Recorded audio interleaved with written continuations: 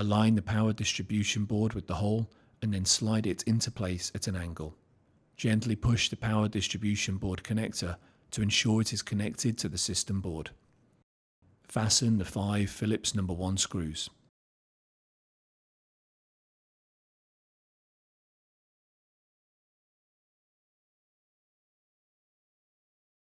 Install the water loop.